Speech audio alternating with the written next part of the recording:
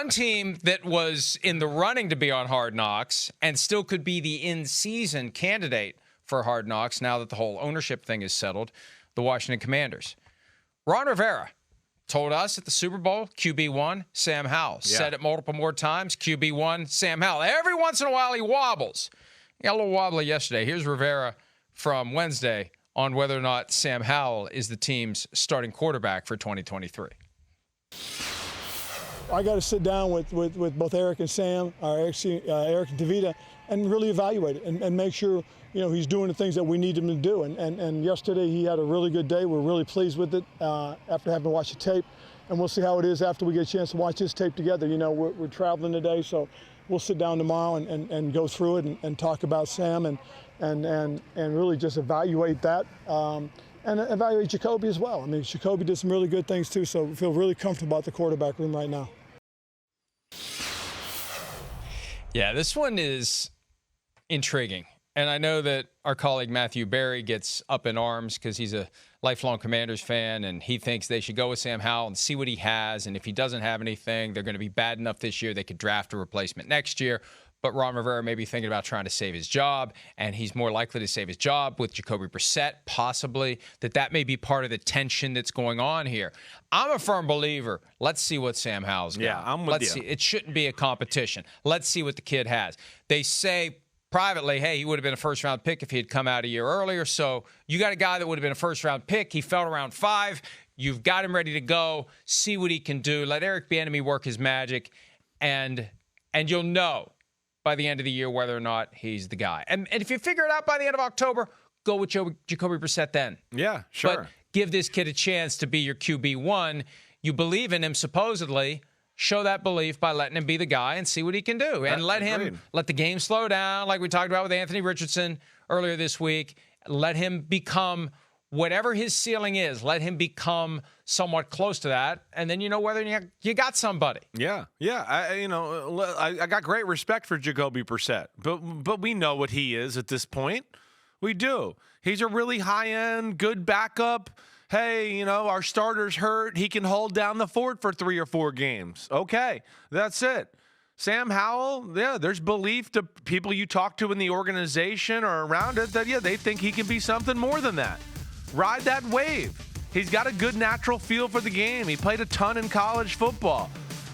We saw last year, week 18, it wasn't too big for him. He looked comfortable then. He looked comfortable the other night. In fact, I told you when we were going over this on Monday, Jacoby Brissett threw the interception where you go, wait, that was the rookie mistake. Like, what? I can't believe Jacoby Brissett did that. Sam Howell did the things you would think Ron Rivera really wants to see, the defensive coach.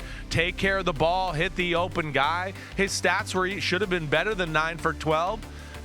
I'm with you. You got something there as far as young talent, a new offensive coordinator. Grow that and see what it can be. And in my heart of hearts, Mike, and just from, knowing a little down there, I think that's where they're going.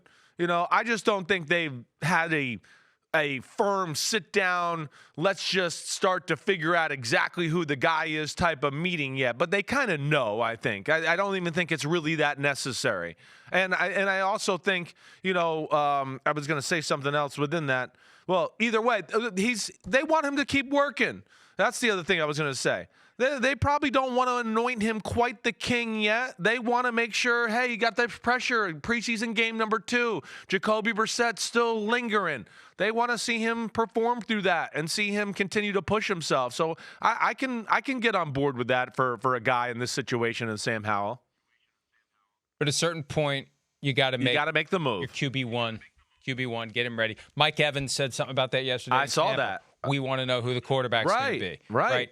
And I think they're very close. I think in the aftermath of the second preseason game, that's when you're gonna announce, because I think this is a weird existence now with 3 preseason games, because the last preseason game isn't the same as the last preseason game used to be. Remember, the last preseason game used to be empty the bench with all the scrubs and figure out who stays and who goes, and the starters are bubble wrapped.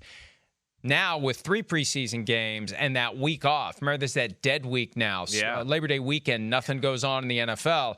they play starters week 3. Right. And that will be kind of the dress rehearsal for Baker Mayfield if he wins the job in Tampa, Sam Howell if he's the guy in Washington. But I think at some point after that Monday night game against the Ravens, that's when Commanders coach Ron Rivera needs to say who our guy is. It's time. It's time.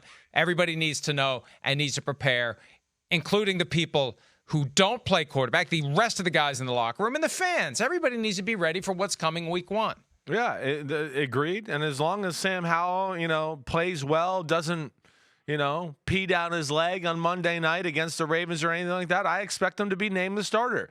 If he has a horrible performance, then this might be one that comes down to the week 3 preseason game and making sure you're in the trust tree there.